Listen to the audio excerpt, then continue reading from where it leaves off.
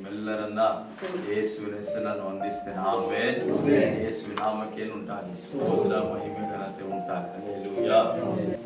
ವಾಕ್ಯವನ್ನು ಓದಿ ನಾವು ದೇವರ ನಾಮವನ್ನು ಮಹಿಮೆ ಪಡಿಸೋಣ. ಮತ್ತಾಯ ಬರೆದ ಸುವಾರ್ತೆ 15ನೇ ವಚನವನ್ನ ನಾವು ಓದೋಣ. ಆಗ ಯೇಸು ತನ್ನ ಶಿಷ್ಯರನ್ನು ಹತ್ತಿರಕ್ಕೆ ಕರೆದು ಈ ಜನರನ್ನು ನೋಡಿ ಕನಿಕರ ಪಡುತ್ತೇನೆ. ಅವರು ನನ್ನ ಬಳಿಗೆ ಬಂದು ಈಗ 3 ದಿನವಾಯಿತು, ಅವರಿಗೆ ಊಟಕ್ಕೆ ಏನೂ ಇಲ್ಲ. ಅವರನ್ನು ಉಪವಾಸವಾಗಿ ತಿಳಿಸಿಬಿಡುವುದಕ್ಕೆ ನನಗೆ ಮನಸ್ಸಿಲ್ಲ. ದಾರಿಯಲ್ಲಿ ಅಡಲಿ ಹೋದವರು ಎಂದು ಹೇಳಿದನು. ಶಿಷ್ಯರು, ಇಷ್ಟು ಜನರನ್ನು ತೃಪ್ತಿಪಡಿಸಲಾಗುವಷ್ಟು ರೊಟ್ಟಿ ಈ ಅಡವಿಯಲ್ಲಿ ನನಗೆ ಎಲ್ಲಿಂದ ಬಂದಿತು ಅನ್ನಲು. ಆಮೆನ್. ಹಲ್ಲೆಲೂಯಾ. ದೇವನಾಮಕ್ಕೆ ಉಂಟಾಗಲಿ ಸ್ತೋತ್ರ ಉಂಟಾಗಲಿ. 29ನೇ ವಚನದಿಂದ ನೋಡ್ಬೇಕಾದ್ರೆ ಯೇಸಪ್ಪ ಏನ್ ಮಾಡ್ತಾರೆ, ಅನೇಕರಿಗೆ ಅದ್ಭುತವನ್ನ ಬಿಡುಗಡೆಯನ್ನ ಕೊಡುವಂತ ನೋಡ್ತಿದ್ದೇವೆ. ಕಣ್ಣಿಲ್ಲದವರಿಗೆ ಕಣ್ಣನ್ನ, ಕುಂಟರಿಗೆ ಕಾಲುಗಳನ್ನ, ಕುರುಡರಿಗೆ ಅದ್ಭುತವನ್ನ ಯೇಸಪ್ಪ ಮಾಡುವುದನ್ನ ನಾವು ನೋಡ್ತಿದ್ದೇವೆ. ಅದೇ ರೀತಿಯಾಗಿ ಯೇಸಪ್ಪನ ಹಿಂಬಾಲಿಸಿ ಜನರು ಏನ್ ಮಾಡಿದ್ದಾರೆ, ಆತನ ವಾಕ್ಯವನ್ನ ಕೇಳಬೇಕೆಂಬುದಾಗಿ ಎಲ್ಲರೂ ಎಲ್ಲಿಗೆ ಬಂದಿದ್ದಾರೆ, ಅಡವಿಗೆ ಬಂದಿದ್ದಾರೆ. ಹಲ್ಲೆಲೂಯಾ. ಬೆಟ್ಟಕ್ಕೆ ಅಡವಿಗೆ ಬಂದಿದ್ದಾರೆ. ಬಂದು ಎಷ್ಟು ದಿವಸ ಆಯ್ತಂತೆ, 3 ದಿನ ಆಗಿದೆ. ಹಲ್ಲೆಲೂಯಾ. ಅವರು ಕೆಲವರೆಲ್ಲ ಆಹಾರ ಎಲ್ಲ ತಂದ್ಕೊಂಡಿದ್ದಾರೆ. ತಂದ್ಕೊಂಡಿರೋ ಆಹಾರ ಎಲ್ಲ ಏನಾಗಿದೆ, ಖಾಲಿ ಆಗಿದೆ. ಯೇಸಪ್ಪನ ವಾಕ್ಯವನ್ನ ಕೇಳೋದಕ್ಕೆ ಹಗಲು ಇರುಳು 3 ದಿವಸ ಅಲ್ಲೇ ಇದ್ದು ದೇವರ ವಾಕ್ಯವನ್ನ ಯೇಸಪ್ಪ ಸೇವೆ ಎಲ್ಲವನ್ನ ಏನ್ ಮಾಡ್ತಿದ್ದಾರೆ, ಅವರು ನೋಡ್ತಾ ಇದ್ದಾರೆ. ಹಲ್ಲೆಲೂಯಾ. 3 ದಿನ ಆದ್ಮೇಲೆ ಯೇಸಪ್ಪ ಏನ್ ಮಾಡ್ತಿದ್ದಾರೆ, ಅವರು ತಿರುಗಿ ಅವ್ರ ಮನೆಗಳಿಗೆ ಹೋಗಬೇಕು. ಆದ್ದರಿಂದ ಸ್ತೋತ್ರ, ಹಲ್ಲೆಲೂಯಾ. ಹೋಗುವಂತ ಮಾರ್ಗದಲ್ಲಿ ಅವರೆಲ್ಲರೂ ಏನ್ ಮಾಡ್ತಾರೆ, ತಲೆ ಸುತ್ತಿ ಬೀಳ್ತಾರೇನೋ, ಉಪವಾಸದಿಂದ ಇದ್ದಾರೆ ಕೆಲವರೆಲ್ಲ.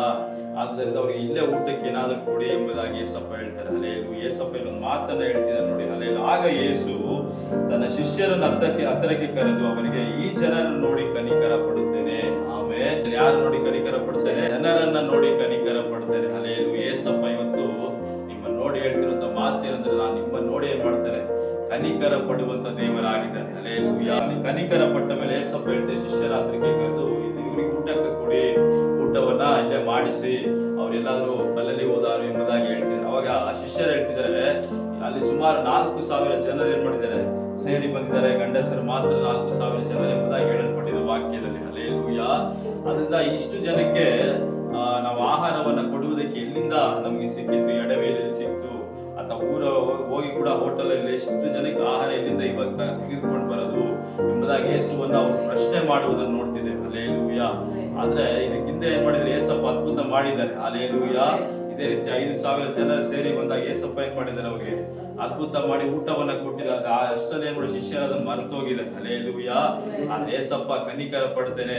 ಯೇಸಪ್ಪ ಹೇಳ್ತಿದ್ದಾರೆ, ನಿಮ್ಮ ಹತ್ರ ಏನಿದೆ, ನಿಮ್ಮ ಹತ್ರ ಏನಿದೆ ಎಂಬುದಾಗಿ ಕೇಳ್ತಿದ್ದಾರೆ. ಅಲ್ಲಿ ಅವಾಗ ಹೇಳ್ತಿದ್ದಾರೆ, ಏನಿದೆ ಅಂತೆ ನೋಡಿ. ವಾಕ್ಯದಲ್ಲಿ ಬರೆಯಲ್ಪಟ್ಟಿದೆ 34ನೇ ವಚನ, 7 ರೊಟ್ಟಿಗಳು ಮತ್ತು ಕೆಲವು ಸಣ್ಣ ಮೀನುಗಳು ಅವೆ ಅಂದರು. ಆಮೇಲೆ ಎಷ್ಟು ರೊಟ್ಟಿ ಇದೆ, 7 ರೊಟ್ಟಿ ಇದೆ, ಕೆಲವೊಂದು ಸಣ್ಣ ಮೀನಿದೆ. ಅವಾಗ ಯೇಸು ಹೇಳ್ತಿದ್ದಾರೆ, ಹಲ್ಲೆಲೂಯಾ, ಮೀನುಗಳವೆ. ಆಗ ಆತನು ಜನರ ಗುಂಪಿಗೆ ನೆಲದ ಮೇಲೆ ಕೂತುಕೊಳ್ಳಿರಿ ಎಂದು ಅಪ್ಪಣೆ ಕೊಟ್ಟು ಆ 7 ರೊಟ್ಟಿಗಳನ್ನು ಆ ಮೀನುಗಳನ್ನು ತೆಗೆದುಕೊಂಡು ದೇವ ಸ್ತೋತ್ರ ಮಾಡಿ ಅವುಗಳನ್ನು ಮುರಿದು ಶಿಷ್ಯರಿಗೆ ಕೊಡಲು ಶಿಷ್ಯರು ಗುಂಪಿನವರಿಗೆ ಹಂಚಿಕೊಟ್ಟರು. ಎಲ್ಲರೂ ಊಟ ಮಾಡಿ ತೃಪ್ತರಾದರು. ಮಿಕ್ಕ ತುಂಡುಗಳನ್ನು ಕೂಡಿಸಲಾಗಿ 7 ಗಡೆಗೆ ತುಂಬಿದವು. ಊಟ ಮಾಡಿದವರು ಹೆಂಗಸರು ಮಕ್ಕಳು ಅಲ್ಲದೆ ಗಂಡಸರೇ 4,000 ಮಂದಿ. ಆಮೇಲೆ ಸುಮಾರು ಏನ್ ಮಾಡಿರ್ಬೋದು, ಒಂದು 10,000 ಜನ 12,000 ಜನ ಏನ್ ಮಾಡಿರ್ತಾರೆ, ಊಟ ಮಾಡಿರ್ತಾರೆ. ಹಲ್ಲೆಲೂಯಾ. ದೇವನಾಮಕ್ಕೆ ಗಂಡಸರು ಮಾತ್ರ ಎಷ್ಟು ಸಾವಿರ ಅಂತೆ, 4,000. ಕುಟುಂಬ ಅಂತ ನೋಡ್ಬೇಕಾದ್ರೆ ಕುಟುಂಬದ 4 ಜನ ಹಾಕೊಂಡು ಕೂಡ ಎಷ್ಟು ಜನ, ಒಂದು 10,000 12,000 ಜನ ಊಟ ಮಾಡಿರ್ತಾರೆ. ಹಲ್ಲೆಲೂಯಾ. ದೇವನಾಮಕ್ಕೆ ಉಂಟಾಗಲಿ ಸ್ತೋತ್ರ ಉಂಟಾಗಲಿ. ಯೇಸಪ್ಪ ಕನಿಕರ ಪಟ್ಟು ಅಡವಿಯಲ್ಲಿ ಅವರಿಗೋಸ್ಕರ ಅದ್ಭುತವನ್ನ ಮಾಡಿದಂತ ದೇವರಾಗಿದ್ದಾರೆ. ಹಲ್ಲೆಲೂಯಾ.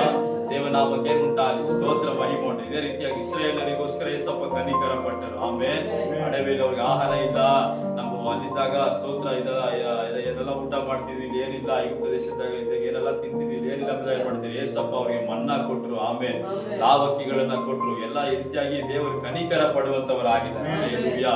ದೇವನಾಮಕ್ಕೆ ಉಂಟಾಗಿ ಸ್ತೋತ್ರ ಉಂಟು. ಆದ್ದರಿಂದ ಯೇಸು ಆತನ ಬಳಿಗೆ ಬರುವವರನ್ನ ಅಲ್ಲಿ ಕನಿಕರಿಸುವಂತ ದೇವರಾಗಿದ್ದಾನೆ. ಹಲ್ಲೆಲೂಯಾ. ಯಾವ ಕಾರ್ಯ ಇದೆಯೋ ಆ ಕಾರ್ಯಗಳನ್ನು ಇಟ್ಟುಕೊಂಡು ನಮ್ಮನ್ನ ಅದರಿಂದನೇ ಏನ್ ಮಾಡ್ತಾರೆ, ಅಭಿವೃದ್ಧಿ ಪಡಿಸಿ ಆಶೀರ್ವದಿಸುವಂತ ದೇವರಾಗಿದ್ದಾನೆ. ಹಲ್ಲೆಲೂಯಾ. ನೋಡಿ, ಆತನ ಹುಡುಕಿಕೊಂಡು ಜನರು ಬಂದ್ರು. ಆತನನ್ನು ಹುಡುಕಿಕೊಂಡು ಯೇಸುವಿನ ವಾಕ್ಯವನ್ನ ಕೇಳುವುದಕ್ಕಾಗಿ ಯೇಸುವಿನ ಬಳಿಗೆ ಬಂದ್ರು. ಯೇಸುವಿನ ಮಾತುಗಳನ್ನು ಕೇಳಿ 3 ದಿವಸ ಅಲ್ಲೇ ಇದ್ರು. ಇವತ್ತು ಅನೇಕ ನಾವು ಆಲಯಕ್ಕೆ ಬರ್ತೇವೆ, ಆತನ ಹುಡುಕಿಕೊಂಡು ಬರ್ತೇವೆ, ಆತನ ಸಮ್ಮುಖದಲ್ಲಿ ಕಾದಿರ್ತೇವೆ. ಹಲ್ಲೆಲೂಯಾ. ದೇವನ ಆರಾಧನೆ ಮಾಡುವುದಕ್ಕೆ ಬರ್ತೇವೆ. ಆದ್ರೆ ಒಂದು ತಿಳಿದುಕೊಳ್ಳಬೇಕು, ಯೇಸು ನಮ್ಮನ್ನು ಹಾಗೆ ಸುಮ್ಮನೆ ಕಳಿಸುವುದೇ ಇಲ್ಲ. ಹಲ್ಲೆಲೂಯಾ. ಯಾರೆಲ್ಲ ಆತನ ಹುಡುಕಿಕೊಂಡು ಆಲಯಕ್ಕೆ ಬರ್ತಾರೋ, ಯಾರೆಲ್ಲ ಆತನ ಹುಡುಕಿಕೊಂಡು ಆತನ ಬಳಿಗೆ ಬರ್ತಾರೋ, ಯೇಸು ಬರೀ ಕೈಯಲ್ಲಿ ಅವರನ್ನು ಸುಮ್ಮನೆ ಕಳಿಸೋದಿಲ್ಲ, ಅವರ ಮೇಲೆ ಕನಿಕರ ಪಡುವಂತ ದೇವರಾಗಿದ್ದಾನೆ. ಆಮೇಲೆ ಕನಿಕರ ಪಟ್ಟು ಅವರಿಗೆ ಮಾಡಬೇಕಾದಂತ ಅದ್ಭುತಗಳನ್ನ ಮಾಡುವಂತವನಾಗಿದ್ದಾನೆ. ಹಲ್ಲೆಲೂಯಾ. ಮುಂಜಾನೆ ಪ್ರಾರ್ಥನೆ ನಾವು ದೇವರ ಸನ್ನಿಧಿಯಲ್ಲಿ ನಾವು ಸೇರಿ ಬಂದಿದ್ದೇವೆ. ನಿಮ್ಮನ್ನ ನೋಡಿ ದೇವರ ಕನಿಕರ ಪಡುವಂತವನಾಗಿದ್ದಾನೆ. ನಿನ್ನ ಕಾರ್ಯ ಏನೇ ಇದ್ರು ಕೂಡ, ನಿನ್ನ ಸಮಸ್ಯೆ ಏನೇ ಇದ್ರು ಕೂಡ, ನೀನು ಹಾದು ಹೋಗ್ತಿರುವಂತ ಸಂಗತಿ ಏನೇ ಇದ್ರು ಕೂಡ ಅದನ್ನ ಯೇಸು ಬಿಡಿಸುವುದಕ್ಕೆ ಶಕ್ತನಾಗಿದ್ದಾನೆ. ಕಾರಣ ಆತನ ಹುಡುಕಿಕೊಂಡು ನೀನು ಬಂದಿರಬೇಕಾದ್ರೆ, ಆತನ ಆರಾಧಿಸುವುದಕ್ಕೆ ಬಂದಿರಬೇಕಾದ್ರೆ, ಆತ ನಿನ್ನ ನೋಡಿ ಕನಿಕರ ಪಟ್ಟು ನಿನಗೆ ಅದ್ಭುತ ಮಾಡುವಂತವನಾಗಿದ್ದಾನೆ. ಹಲ್ಲೆಲೂಯಾ. 4,000 ಮಂದಿ ಗಂಡಸರು ಬಂದಿದ್ದಾರೆ, ಇಷ್ಟು ಜನ ಬಂದಿದ್ದಾರಲ್ಲ, ಇವ್ರಿಗೆ ಎಲ್ಲಿಂದ ಆಹಾರ ಕೊಡೋದು ಯೇಸುವನ್ನ ಹಾಗೆ ಕಳಿಸ್ಲಿಲ್ಲ. ಅಲ್ಲಿ ಅದ್ಭುತ ಮಾಡಿ ಅವ್ರ ಹೊಟ್ಟೆಗಳು ತುಂಬುವಂತ ರೀತಿಯಲ್ಲಿ, ಇನ್ನೂ ಆಹಾರ ಮಿಕ್ಕುವಂತ ರೀತಿಯಲ್ಲಿ ಯೇಸಪ್ಪ ಅವರನ್ನು ಆಶೀರ್ವದಿಸಿ ಕಳಿಸಿದ್ದಾನೆ. ಅಲ್ಲಿ ಬಂದಂತ ಕುರುಡರಿಗೆ ಕಣ್ಣುಗಳು ಬಂದವು, ಕಿವಿಡರಿಗೆ ಕಿವಿಗಳು ಬಂದವು. ಹಲ್ಲೆಲೂಯಾ. ಬಾಯಿಲ್ಲದವರೆಲ್ಲ ಮಾತನಾಡರು. ಇನ್ನು ಬೇರೆ ಬೇರೆ ವ್ಯಾಧಿಗಳೆಲ್ಲ ಗುಣವಾಯಿತು, ದುರಾತ್ಮಗಳು ಓಡಿತು. ಆಮೇಲೆ ಬಂದಂತ ಎಲ್ಲರಿಗೂ ಯೇಸುವಿನ ನಾಮದಲ್ಲಿ ಏನಾಯ್ತು, ಬಿಡುಗಡೆ ಉಂಟಾಯಿತು. ಯೇಸು ಅದ್ಭುತ ಮಾಡಿದ್ರು. ಅದೇ ರೀತಿಯಾಗಿ ಇವತ್ತು ಆತನ ಆಲಯಕ್ಕೆ ಹುಡುಕಿಕೊಂಡು ಬರುವಂತವರನ್ನ, ಆತನನ್ನ ಸೇವಿಸುವಂತವರನ್ನ, ಯೇಸು ಬೇಕೆಂಬುದಾಗಿ ಆತನ ವಾಕ್ಯಗಳು ಕೇಳುವುದಕ್ಕಾಗಿ ಬರುವಂತವರನ್ನ, ಪ್ರಾರ್ಥಿಸುವಂತವರ ಮೇಲೆ ಯೇಸು ಕನಿಕರ ಪಡುವಂತವನಾಗಿದ್ದಾನೆ. ನಿಮ್ಮಲ್ಲಿ ವ್ಯಾಧಿ ಇದೆಯಾ, ನಿಮಗೆ ಬಲಹೀನತೆ ಇದೆಯಾ, ನಿಮಗೆ ಕಣ್ಣೀರು ಇದೆಯಾ, ನಿಮಗೆ ಸ್ತೋತ್ರ ದುರಾತ್ಮ ಕಟ್ಟಿಗಳ ಕಟ್ಟಲ್ಪಟ್ಟಿದ್ದೀರಾ, ಸಾಲದ ಬಾಧೆಯಿಂದ ಕಟ್ಟಲ್ಪಟ್ಟಿದ್ದೀರಾ, ಯೇಸು ಬಿಡುಗಡೆ ಮಾಡುವಂತವನಾಗಿದ್ದಾನೆ. ಕಾರಣ ಆತನು ಕನಿಕರ ಉಳ್ಳ ದೇವನು. ಹಲ್ಲೆಲೂಯಾ. ಇದೆ ಮತ್ತಾಯ ಸುವಾರ್ತೆ 9ನೇ ಅಧ್ಯಾಯದಲ್ಲಿ ಕೂಡ ಬರೆಯಲ್ಪಟ್ಟಿದೆ, ಯೇಸು ಕನಿಕರ ಪಡುವಂತ ದೇವರಾಗಿದ್ದಾನೆ. ಹಲ್ಲೆಲೂಯಾ. ಯೇಸು ಏನ್ ಮಾಡ್ತಾರೆ, ಕನಿಕರ ಪಡುವಂತ ದೇವರ ಬೋಧನೆ ಬೇಕಾದ್ರೆ ಮತ್ತಾಯ ಸುವಾರ್ತೆ 9ನೇ ಅಧ್ಯಾಯದಲ್ಲಿ ಯೇಸು ಎಲ್ಲಾ ಊರುಗಳಲ್ಲೂ ಹಳ್ಳಿ ಪಲ್ಲಿಗಳಲ್ಲೂ ಸುತ್ತಿಕೊಂಡು ಅವರ ಸಭಾಮಂದಿರಗಳಲ್ಲಿ ಉಪದೇಶ ಮಾಡುತ್ತಾ ಪರಲೋಕ ರಾಜ್ಯದ ಸುವಾರ್ತೆಯನ್ನು ಸಾರಿ ಹೇಳುತ್ತಾ ಎಲ್ಲಾ ತರದ ರೋಗಗಳನ್ನು, ಎಲ್ಲಾ ತರದ ಬೇನೆಗಳನ್ನು ವಾಸಿ ಮಾಡುತ್ತಾ ಬಂದನು. ಆ ಜನರ ಗುಂಪುಗಳನ್ನು ನೋಡಿ ಅವರು ಕುರುಬನಿಲ್ಲದ ಕುರಿಗಳ ಹಾಗೆ ತೊಳಲಿ ಬಳಲಿ ಹೋಗಿದ್ದಾರಲ್ಲ ಎಂದು ಅವರ ಮೇಲೆ ಕನಿಕರ ಪಟ್ಟನು. ಆಗ ತನ್ನ ಶಿಷ್ಯರಿಗೆ, ಬೆಳೆಯು ಬಹಳ, ಕೆಲಸದವರು ಸ್ವಲ್ಪ, ಆದ್ದರಿಂದ ಬೆಳೆಯ ಯಜಮಾನನು ನಿನ್ನ ಬಳಿಗೆ ಕೆಲಸದನ್ನು ಕಳಿಸಬೇಕೆಂದು ಬೇಡಿಕೊಳ್ಳಿರಿ ಎಂದು ಹೇಳಿದನು. ಆಮೇಲೆ ಅಲ್ಲೇನು ಯೇಸು ಏನ್ ಮಾಡ್ತೀರ, ಪರಲೋಕ ರಾಜ್ಯದ ಕುರಿತಾಗಿ ಸುವಾರ್ತೆಯನ್ನು ಪ್ರಕಟಿಸ್ತಿದ್ದಾರೆ. ಆಮೇಲೆ ಇಲ್ಲೂ ಕೂಡ ಬಂದಂತ ಜನರಿಗೆ ಆತನು ಪ್ರಕಟಿಸ್ತಿದ್ದಾನೆ. ಹಲ್ಲೆಲೂಯಾ. ಪ್ರಕಟಿಸಿ ಏನ್ ಮಾಡ್ತಿದ್ದಾರೆ, ಅದ್ಭುತಗಳೆಲ್ಲ ಮಾಡ್ತಾ ಇದಾರೆ. ಮಾಡಿ ಕೂಡ ಇವರು ಏನ್ ಮಾಡ್ತಿದ್ದಾರೆ, ಇವರ ಬಳಿಗೆ ಇವರೆಲ್ಲ ಏನಾಗಿದೆ, ಕುರುಬನಿಲ್ಲದ ಕುರಿಗಳಂತೆ ಏನ್ ಮಾಡ್ಬೇಕಂತ ಗೊತ್ತಿಲ್ಲ, ಎಲ್ಲಿ ಹೋಗ್ಬೇಕಂತ ಗೊತ್ತಿಲ್ಲ, ಅಲ್ಲೇ ಜೀವಿತ ಏನೆಂಬುದ ಗೊತ್ತಿಲ್ಲ, ಪರಲೋಕ ಅಂದ್ರೆ ಏನಂತ ಗೊತ್ತಿಲ್ಲ, ನರಕ ಅಂದ್ರೆ ಏನಂತ ಗೊತ್ತಿಲ್ಲ. ಹಲ್ಲೆಲೂಯಾ. ರಕ್ಷಣೆಯನ್ನ ಕಳೆದುಕೊಂಡಿದ್ದಾರೆ. ಇವರನ್ನೆಲ್ಲ ರಕ್ಷಿಸಬೇಕೆಂಬುದಾಗಿ ಜನರ ಮೇಲೆ ಕನಿಕರ ಪಟ್ಟು ಶಿಷ್ಯರಿಗೆ ಹೇಳ್ತಿದ್ದಾರೆ, ಶಿಷ್ಯರೇ ನೀವೆಲ್ಲರೂ ಈ ಲೋಕಕ್ಕೆ ಹೋಗಿರಿ, ಸುವಾರ್ತೆಯನ್ನ ಪ್ರಕಟಿಸಿರಿ, ಇವರ ಮೇಲೆ ನಾನು ಕನಿಕರ ಪಡ್ತೇನೆ, ಇವರೆಲ್ಲರೂ ಪರಲೋಕ ರಾಜ್ಯಕ್ಕೆ ಬರಬೇಕು, ಇವರೆಲ್ಲರೂ ನಿತ್ಯ ಜೀವನ ಪಡೆಯಬೇಕು. ಆದ್ದರಿಂದ ಇನ್ನೂ ಕೆಲಸಗಾರರು ಹೆಚ್ಚಾಗಿ ಈ ಜನರಿಗೋಸ್ಕರ ಸೇವೆ ಮಾಡುವಂತವ್ರು ಎದ್ದೇಳಲಿ ಎಂಬುದಾಗಿ ಬೇಡಿಕೊಳ್ಳಿರಿ ಎಂಬುದಾಗಿ ಹೇಳ್ತಿದ್ದಾರೆ. ಹಲ್ಲೆಲೂಯಾ. ಯೇಸು ಜನರ ಮೇಲೆ ಕನಿಕರ ಪಡುವಂತವನಾಗಿದ್ದಾನೆ. ಆತನ ಮಕ್ಕಳ ಮೇಲೆ ಕನಿಕರ ಪಡುವಂತವನಾಗಿದ್ದಾನೆ. ಒಬ್ಬರು ನಶಿಸಿ ಹೋಗುವುದು, ಒಬ್ಬರು ಹಾಳಾಗಿ ಹೋಗುವುದು, ಒಬ್ಬರು ಹಲ್ಲೆಲೂಯಾ ಜೀವಿತ ಹಾಳಾಗಿ ಹೋಗುವುದು ಅವರ ಇಷ್ಟ ಇಲ್ಲ. ಹಲ್ಲೆಲೂಯಾ. ಆದ್ದರಿಂದ ದೇವರು ಏನ್ ಮಾಡ್ತಾರೆ, ಕೆಲಸಗಾರನ ಕಳಿಸ್ತಿದ್ದಾರೆ. ಇವತ್ತು ಪಾಸ್ಟರ್ಗಳಿದ್ದಾರೆ, ಇವತ್ತು ಸೇವಕರಿದ್ದಾರೆ, ಇವತ್ತು ಸಭೆ ಇದೆ. ಯಾವುದಕ್ಕೋಸ್ಕರ? ಜನರಿಗೋಸ್ಕರ ದೇವರಿಗೆ ಕನಿಕರ ಪಟ್ಟಿದ್ದರಿಂದ ಜನರು ರಕ್ಷಣೆಗೆ ಬರಬೇಕೆಂಬುದಾಗಿ.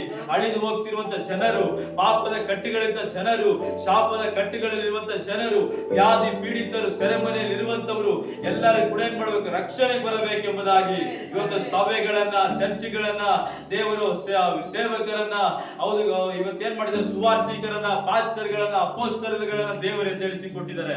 ಇನ್ನು ಏನ್ ಮಾಡ್ತಾರೆ, ಇನ್ನು ಸೇವಕರಿಗೋಸ್ಕರ ಪ್ರೇಯರ್ ಮಾಡಿ. ಬೆಳೆಯು ಬಹಳವಾಗಿ ಬೆಳೆದು ನಿಂತಿದೆ. ಅನೇಕರು ನಶಿಸಿ ಹೋಗ್ತಾ ಇದ್ದಾರೆ.